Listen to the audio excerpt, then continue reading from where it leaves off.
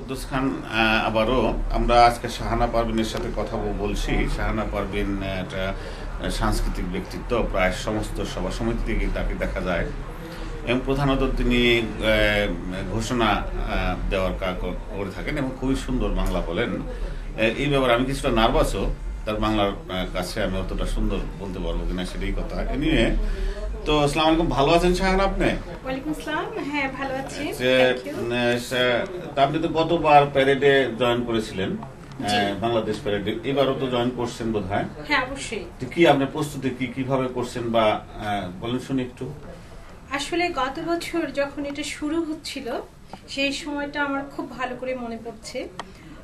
শুরুতে একদম জন্ম বলা যায় যখন এই বাংলাদেশ ডে প্যারেড, ওই শুরুতে আমি অনেকবার আসছি মিটিংয়ে, কিন্তু একদম কাছাকাছি সময়টা যখন এটা হতে যাচ্ছে ঠিক তার কয়েকদিন আগে আমার একটা ফ্যামিলিগত একটা সমস্যা হয়, আমার বড় ভাই মারা যাওয়ার জন্য আমি চলে গেছিলাম।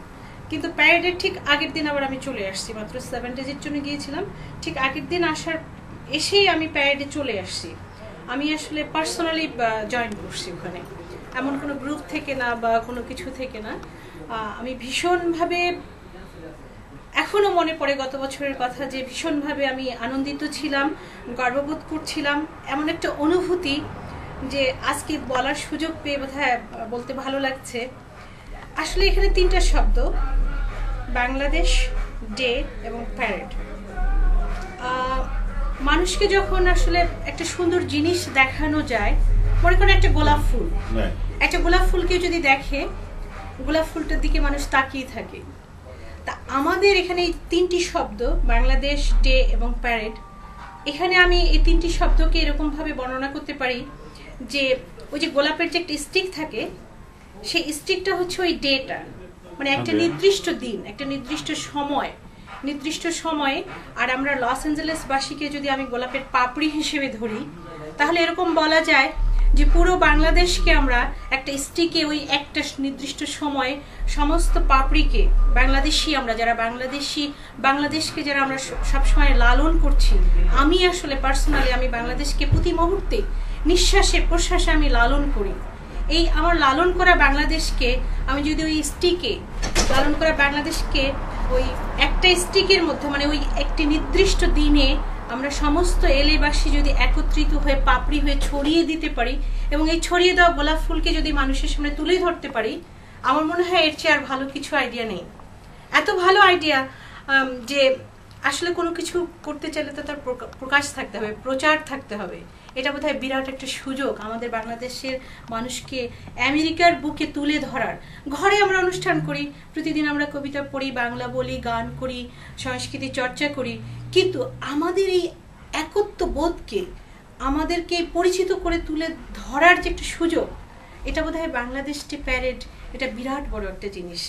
এটা এই অল্প একটু সময়ের মধ্যে আমার এই ক্ষুদ্র জ্ঞান দিয়ে শাহানা, আপনি আসলে এটার ফিলোসফিক্যাল দিক দিচ্ছেন যে আসলে আপনি একটা গোলাপের সাথে তুলনা করছেন, ছড়িয়ে দেওয়ার একটা প্রবণতা। দুজনের কাছ থেকে এরকম সুন্দর কথা পেলাম। আমরা কর্নেল হোদাকে জিজ্ঞাসা করেছিলাম, উনি বলেছিলেন যে আমরা তো অ্যাক্টিং করতেছি টু আদার অডিয়েন্স, যারা বাঙালি না তাদের কাছে ইন্ট্রোডাকশন করার জন্য। আর আপনি বলছেন যে ফুলের মতো সমস্ত অন্য জাতি সত্তার মধ্যে এটা ছড়িয়ে দেওয়া, অন্য যারা ভাষাভাষী আছে। তো আপনার সাথে তো আপনার হাজবেন্ড আছেন, শফিক রহমান।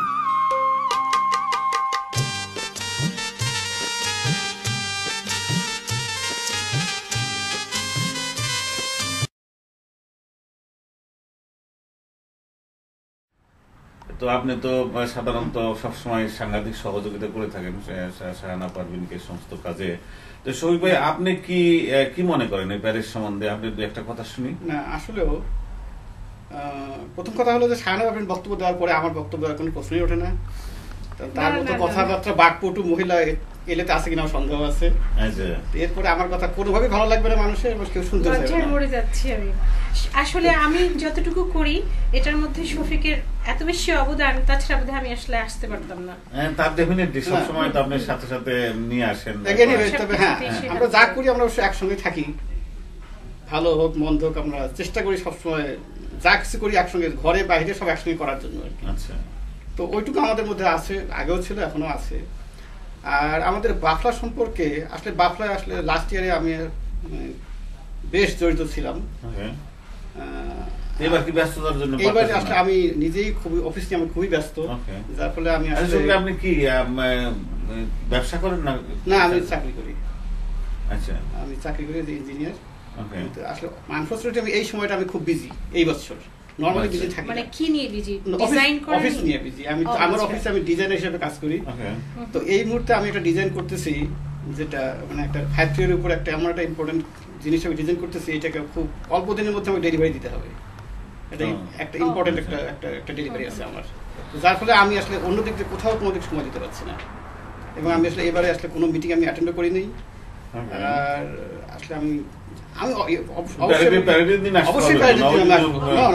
অবশ্যই প্যারেডে আমি আসবো, এবং ওইটি আমার হবে কন্ট্রিবিউশন বাংলাদেশের প্রতি। তো এবার জন্য আমি আসলে এর বেশি কিছু করতে। আপনার ফিলিংটা বলেন আমাদের দর্শকদের সামনে, যে আপনি প্যারেড সম্বন্ধে আপনার শাহানা তো ইমোশনালি বললো যে ফুলের মতো। আমি আসলে পার্সোনালি খুব ইমোশনাল লোক একজন। Which is very good. আপনার কি আইডিয়া, কি করা উচিত বা কি করা যেতে পারে?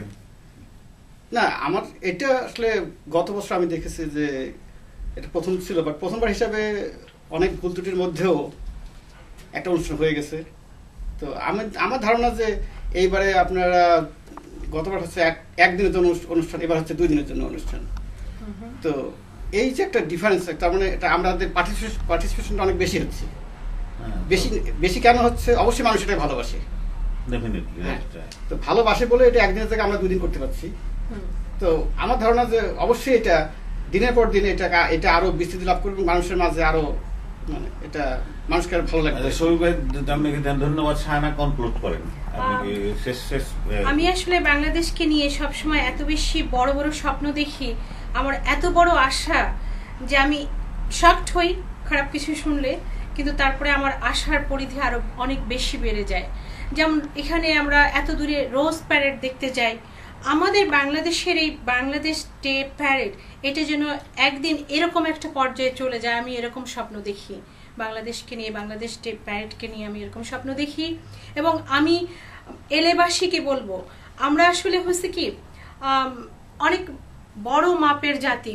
স্বাধীনতা যুদ্ধের কথা চিন্তা করলে সেটা আমরা খুব চট করে একটা প্রমাণ দিতে পারি, কিন্তু তারপরে আমরা মানুষ, তো আমাদের হয় কি একটু এদিক থেকে ওদিক হয়ে গেলে আমাদের মধ্যে দ্বন্দ্ব লেগে যায়। ওই দ্বন্দ্বে না গিয়ে আমাদের কালচার, আসলে আমাদের কালচার ওইটা না, আমাদের আসলে মানসিক গঠনটা, চিন্তা চেতনায় আমরা বোধহয় একটু দ্বন্দ্ব করতে বেশি ভালোবাসি। তা আমাদের ওই ভালোবাসাটা একটু কমিয়ে আমাদের মনে হয় যে এই চিন্তা চেতনাটা, যে বাংলাদেশ ডে প্যারেড, এই চিন্তা চেতনার সাথে আমাদের বোধহয় আরেকটু বেশি করে আমাদের আসা উচিত। এবং সর্বমহল থেকে, প্রত্যেকটা স্থান থেকে আমাদের আসা উচিত যে এই একটা দিনের জন্য, আসলে একটা দিন আমি বলছি, 2 দিন, একটা দিনই ধরে নিলাম, স্থিরতা আনা উচিত এটার জন্য আমাদের, যে আমরা এটা করতে চাই, খুব সাহসিকতার সাথে করতে চাই, এর পরিধি আরো বাড়িয়ে দিতে চাই। সেজন্য আমাদের সবাইকে ওই ছোট ছোট দ্বন্দ্বগুলো ভুলে একটা বড় আশা নিয়ে, যে আমরা বাংলাদেশকে আরো অনেক উঁচুতে দেখতে চাই। যে এই আমেরিকায় যে বহু দেশের জাতি, বহু জনের জাতি, বহু ধনের জাতি, যে জাতিতে আমরা উঁচু করে, মাথা উঁচু করে একদিন আরো শক্তিশালী হিসেবে বাঁচতে চাই, সেটার জন্যই, সেই আশার জন্যই, সেই স্বপ্নটা পূরণের জন্য আমাদের ওই দ্বন্দ্বটুকু ভুলে আমাদের আসলে ওই দিনটা সবাইকে আসতে হবে। আপনারা আসবেন, সবাই আসুন, বাচ্চাদেরকে নিয়ে আসুন, ছোট ছোট বাচ্চাদেরকে নিয়ে আসুন, তারাই যেন আমাদের এটা বাঁচিয়ে রাখে। আমি আর বেঁচে থাকবো না হয়তো, আর কিছুদিন পরে ওদেরকে এটা টেনে নিয়ে যেতে হবে, সেই উদ্দেশ্যে আপনারা আসুন। আমরা সবাই সব ভেদাভেদ ভুলে এর সাফল্য কামনা করি। Thank you.